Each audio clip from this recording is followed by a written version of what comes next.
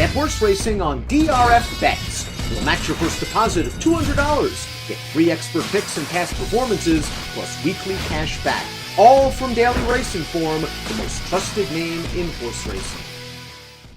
Dan Illman, Mike Beer at beautiful Pimlico getting set for Saturday's Preakness, the second Julin Racing's Triple Crown, and the race right before the Preakness on Saturday is the 12th, the Grade 3 dinner party. Some nice turf horses going 1 mile and an eighth. Let's take a look at this field. It's a pretty competitive group, Mike, and it might be run on rain-softened ground, and some of these connections aren't very excited about that prospect. Yeah, we'll see who it affects and who it doesn't. And actually, we'll see how soft this turf course actually is. All those things are still up in the air at this point, Dan. It could work against some of these horses. I guess maybe more than anyone else, the 10, your morning line favorite, Emmanuel. Kind of seems like he doesn't like giving the ground, although I would just say of his most recent start, yielding turf at Keeneland, he was never beating that field anyway. And that's pretty much what Todd Pletcher said to me when I talked to him on Wednesday morning. He said that was too salty a group in all likelihood for Emmanuel, but he thought the race at Saratoga, he didn't like that wet course as well. And he actually mentioned there's a possibility he would scratch if this course comes up very, very wet. We'll throw up at the Timeform US pace projector. And Emmanuel's greatest asset is his tactical speed. He has the ability to work out good trips. And in a race like this, I agree with Timeform US. I think he's sitting a sweet trip off maybe two questionable speeds. Yeah, I agree. That's definitely his calling card here. He's got races that certainly make him really tough in a race like this. When things go his way, he's also really consistent. It's clearly a field where you just expect him to be competitive if he shows up here, Dan. It doesn't mean you have to love him at a short price. He's far from a standout. Highland Chief, the number 1, to me is one of the most fascinating horses in this race because he has quality. He won the Grade 1 Man of War in 2022. He won the Grade 3 Sycamore at 2022, both at distances longer than this. After failing in the Breeders' Cup Turf that year, he missed a year and a half, and Graham Motion picked a tough spot, a 12-furlong race off the long layoff. I think he ran a lot better than it looks on paper. Yeah, faced a pretty good field, too, for a Grade 2 going 1.5 miles. This horse, I'm with you. He kind of ran an underrated race in there where things didn't necessarily go his way. I mean, I guess I would argue that he has the most quality in this field, and if he can still run. I guess the real question in front of him here is 9 furlongs a little too short for him because he's been at his best going a little longer than this? I think he handles it. I think he's tactical enough to get a trip from the rail. I think he's really dangerous. Graham told me he thinks 10 furlongs is his best, and he thinks if he's right, he can get the 1.5 miles. And talking about that Elkhorn again real quickly, I mean, he was forced to go all in at the half-mile pole when 2 horses loomed outside of him, and he got into contention. He understandably tired off the year layoff. I think he fits very well with these horses. English B is his uncoupled stable mate, and he's a hard trier. He's made about $750,000 in his life. He just doesn't win very often, and in this race, the Henry Clark, he had every chance. He sat just off the lead. He doesn't change leads in the stretch, and he gets beat. Graham, though, was heartened because he was very disappointed by his Gulfstream races this winter. Yeah, we still would have liked to see him win this race we're watching right now, Dan, especially if they're going to move him up in class now to face even better horses. I mean, he's got stakes races if you go way back, but his only wins since then are when they run him in allowance races against weaker horses. He's fine. He always shows up. He never wins. From the West Coast comes a strong late closer, and that is Balnikov, who we're going to see here skimming the fence, finishing 3rd in the San Francisco Mile at Golden Gate Fields. He does not have a lot of speed, and being based in Southern California, he doesn't have a ton of experience on wet turf courses, but he will close, and when he's right, he will fire. Yeah, he will. We'll see if he can just work out the right trip. He has no speed. He's going to have to pass a bunch of horses in here. He'll need a little bit of a setup and then a clean run into it. I think he's good, Dan. I think the 9 furlongs is actually a good distance for him. Even though he's 0 for 3 in his career over this distance, I think he's run well in all of those races despite not winning. And this is a horse who I kind of feel like maybe he's a little dirtied up. I mean, I understand why they wanted to try to sprint him towards the end of last year. You go at a shorter race, you get more pace to run at. Maybe it works out. I don't think he's a sprinter. Atone is a millionaire, and his last win was a while ago, but it was the Grade 1 Pegasus World Cup, going 1 mile and an eighth on the turf, and he's moving back to that surface and distance after running a decent race on synthetic last time out, where he tried to get into it with a 4-wide bid on the turn, very late to change leads, got up for second late. You and I are not Atone's biggest fans, but I will say this. He's a tactical horse that occasionally shows up with fast races, and he handles any footing. Exactly. So just make sure you get a price. Absolutely. If you're going to bet him. You don't want to bet him at any kind of a short price, but if he's sitting up there over 10-1 and you feel like he can fall into the right trip here, you can take a shot with this horse because his good race will give him some kind of a chance. He really only has 2 on his page. I mean, his Pegasus World Cup turf was certainly a good performance. The other one, he got the triple-digit buyer at Equid right before that.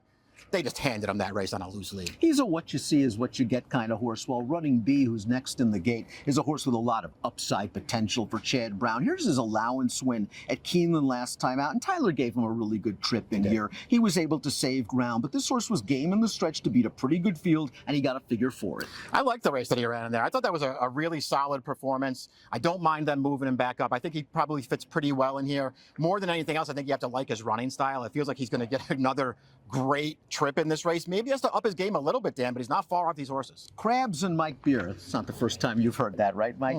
Blinkers off after a dead heat victory in a restricted allowance last time out. But it really wasn't off the layoff because Kerry Bryan likes to prep her horses in point-to-point races at Maryland Hunt meets, and that's where Krabs and Beer prepped in a long-distance race before that recent start. That being said, it's a big step up in class. Nice win for this horse last time, for sure. I don't know that I would want to bet him off of any of his other performances. He's stepping up in class here. We'll see how good he is. Adamo goes next for Chad Brown, and Chad's keeping the faith with this horse. He has not looked good in his last few races, although one of them was the Breeders' Cup Turf. Another one was the Pegasus World Cup, where they were not very aggressive with the horse, and he was just sort of last on the rail, and he made a little bit of a run. And then last time out in the Muniz, he didn't run very well at all again, and that to me is the kind of disappointing one. Yeah, I agree. He's got a lot of disappointing races since he's arrived stateside for Chad Brown. I thought his stateside debut way back in 2022, I thought that was a really good performance. I don't really like what he's done since then. Listen, he won the UN back in 2022. That race is a grade 1 in name only these days, but he still won it. He got a figure for it. Maybe he wants to go a little longer than this, Dan. I'm not a fan of this horse, but maybe he'll be some kind of interesting He does price. have some fast races. You mentioned the UN. I'm not really interested in that race because, as you said, it's not really a grade 1, but the Manhattan is. And I know Tribuvan won that race, but I thought this horse ran really well that day. Helms Deep is up next, and he is in deep from a class standpoint. He is switching back to turf off a gate-to-wire win and an off-turf race. I think they're going to try to show speed here, but he's going to need a lot of help. I guess they'll go to the front with him here and see what happens. I don't expect to see him around at the end. Street DeVoe sends out Beatbox in this race, and this horse won a grade 3 over Soft Going, which might be key. That was 2 starts back. Last time out in the Muniz, he was sort of sitting mid-pack 3 wide, and for an instant it looked like he was going to make a really strong bid turning into the stretch, and he was just a little bit flat in the lane. I think he's a little bit better than that. He might be. To me, that's the real question of the race. I mean, that race also came back really fast. A big figure for I'm Very Busy, and maybe at the end of the day, you're going to say, Beatbox, he can't run a figure like that. He had to settle for a minor award. I'm like you. I liked his win 2 back. I liked his race 3 starts back also. I took a very long look at this horse, Dan. I tried to make a strong case for him. A lot of times it's Manuel's kind of the all or nothing type. 7 for 14 lifetime, no seconds, 2/3. He looked fine in the Canadian turf. It was a race where on paper he was the class, and he got it done off of a long layoff. And in the Maker's Mark, we talked about it. Listen, he was in against the Breeders' Cup Mile winner, Master of the Seas, Naval Power, who came back and just missed in the Turf Classic in a very fast race. Emmanuel was just in too tough. Yeah, that field was way too tough for him. He did not run well in there. I don't think you'd necessarily have to hold it against him that much.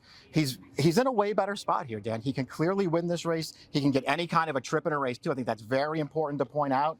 I'm just not a huge fan of his, and he's not going to be some kind of interesting pricing here. I think there are other ways to go. Eons goes out for Arnaud Delacour. This horse returned off a layoff last time out in the Henry Clark, and very uncharacteristically acted up in the gate, broke through the gate prior to the start, and then never did any running.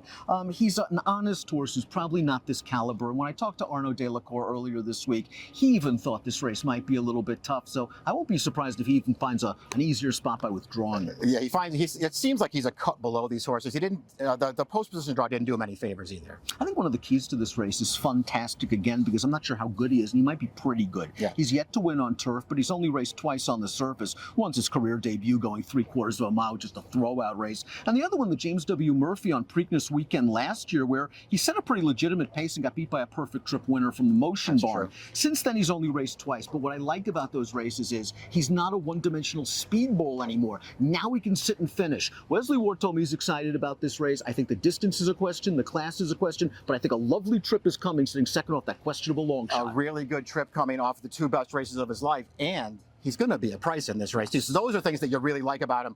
I hate his only turf race, the only turf route race in his career, but he's better than that now, it seems. It does seem that way. It is a wide open race. Emmanuel, if he runs here, is going to be the favorites, but there are question marks, especially if the ground comes up wet. Mike, where are you heading?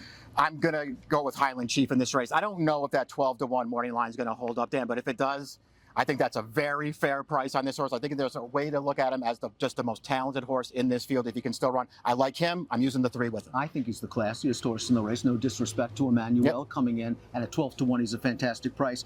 I think Fantastic, again, does have some upside. I like his tactical speed. I think he'll be in the thick of things when they turn into the long Pimlico, short Pimlico stretch, medium-sized Pimlico stretch, and I'm hoping maybe he could hold on at a decent price. But it's a wide-open race, a fun race, and hopefully the ground won't be too soft.